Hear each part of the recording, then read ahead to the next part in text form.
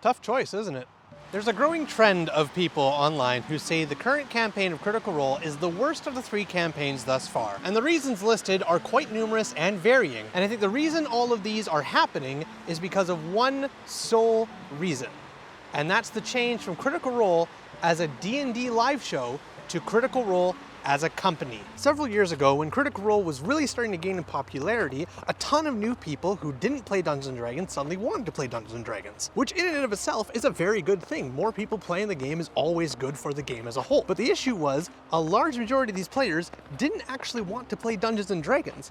They wanted to play Critical Role. They wanted roleplay moments like Critical Role, they wanted players like it was on Critical Role, and most importantly, they wanted a dungeon master like Matthew Mercer. And that's when the Matthew Mercer effect was coined and started to go widespread over the internet, with a lot of people deeming it a very negative term. And this led to a lot of gatekeeping that is still going on with Dungeons & Dragons today. People who are not letting players play Dungeons & Dragons if they want an experience like Critical Role. But can you really blame these people for wanting an experience like Critical Role? It is the largest real actual play of Dungeons & Dragons that is on the internet. It has the most eyeballs of Dungeons & Dragons players worldwide. Can you blame people wanting the most popular show to be what their actual game is? And that's not Critical Role's fault. That's just the way things are. But do you want to know what campaign was happening when this effect started going around?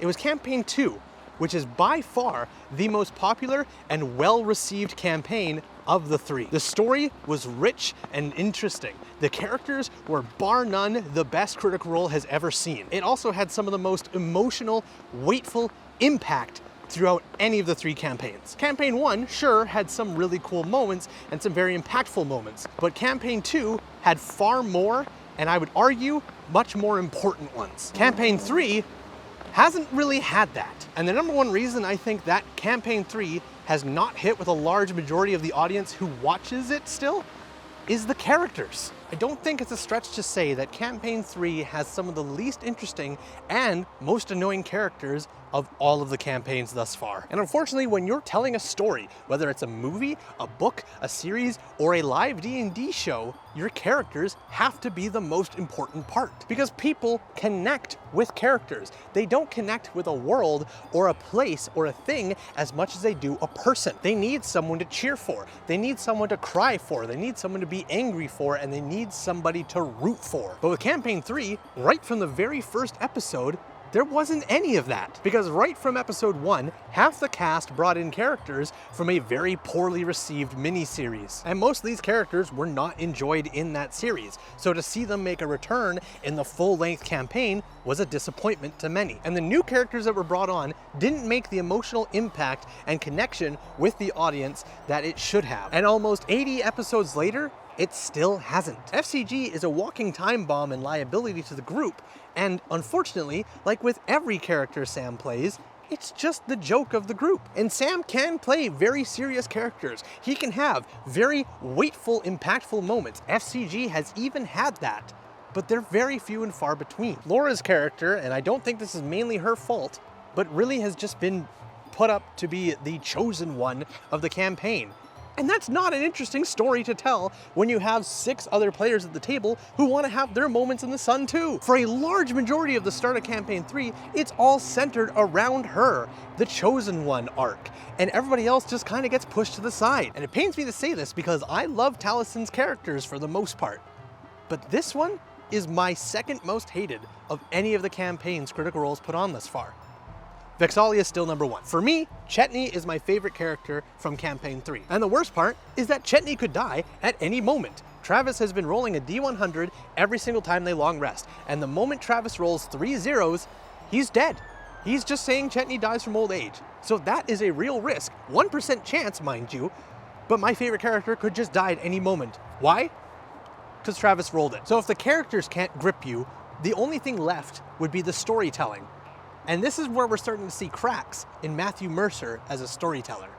When it was first getting started, I used to love this show called Gotham. It told the tale of a lot of villains in their early days of Gotham City and focused far less on Batman as a character. And at the start, it was very interesting to see all these different villains in their environments and as they became what they were known for in the wider media. And a lot of characters had a lot of screen time and a lot of time to build up their identity, and then suddenly, they would die. And it was a huge impactful moment when these deaths happened, because you had to wonder now, what's the story gonna do now that that character's gone? How are things gonna evolve? How are these characters gonna react? And it made for truly great cinema and some wonderful storytelling moments. Only then to be a much bigger deal when said characters would come back from the dead. The very first time, it was insane, it was incredible, and it had you gripped to the edge of your seat, waiting in anticipation, how are they gonna react? What's gonna happen next? But then another character would come back from the dead.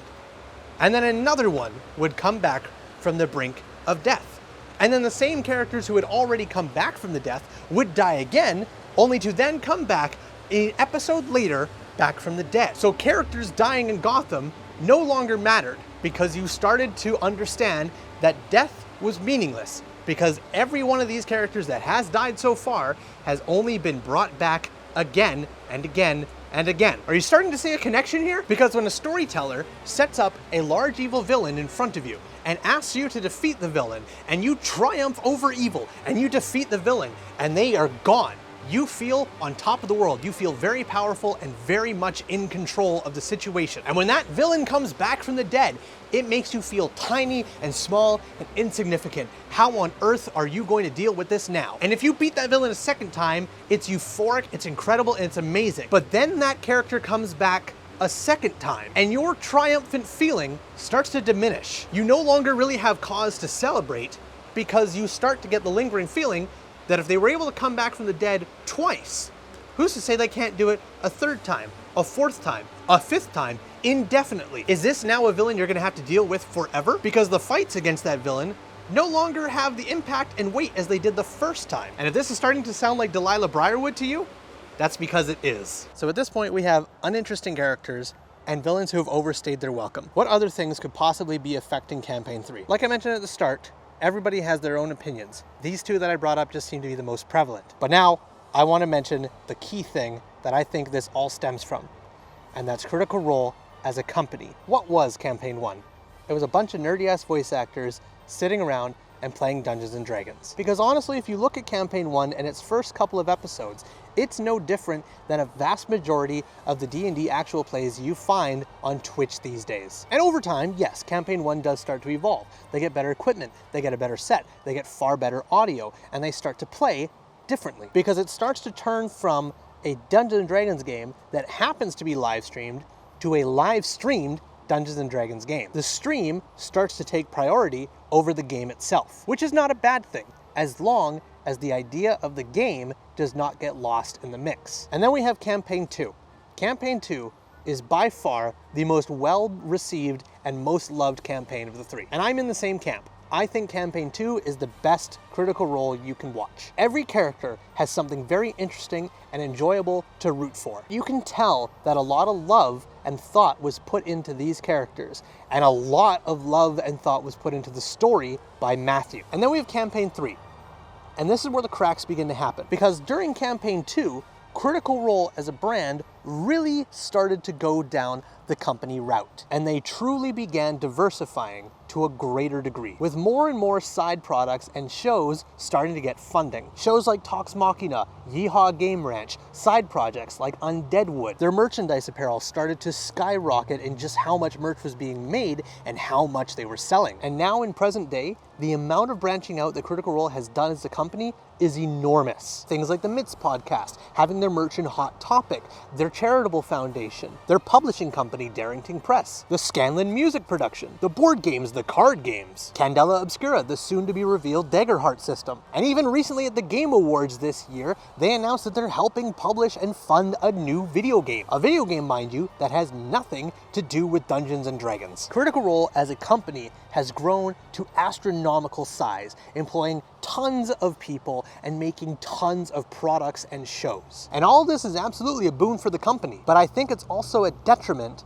to the audience. Because Critical Role is now asking you to diversify your attention to the amount of products that it's trying to give you. Because now not only are they asking you to watch their current campaign, but they also want you to watch Candela Obscura, to buy their merch, to check out the games that they're funding, to listen to the music they're producing, to check out the board games that they're making for you. It's no longer just about the campaign of Dungeons & Dragons. It's about every single other thing they are making alongside it. And this diversity and branching out is what I think is harming the company and its current campaign. Maybe not right now, but in the long run, I think we're going to see more and more people leaving the Critical Role ecosystem. And of course, a lot of people are speculating as well that Campaign 4 is not actually going to be run with the Dungeons & Dragons 5e system. It's likely going to be run using Critical Role's own home-brewed Daggerheart system. Time will tell if that will actually happen, but I truly believe that if Critical Role decides to go that route with their 4th campaign, it will not receive the love and attention that their current campaign is getting. But the final question about that is, does Critical Role care? Do they need you to pay that much attention anymore? Because I don't think people understand just how much money Critical Role makes. It is a very, very wealthy, very profitable company. And at this point in time, I don't know if they even know, or if they do even care about the dwindling viewership of their current campaign. Now let me ask you this question as well.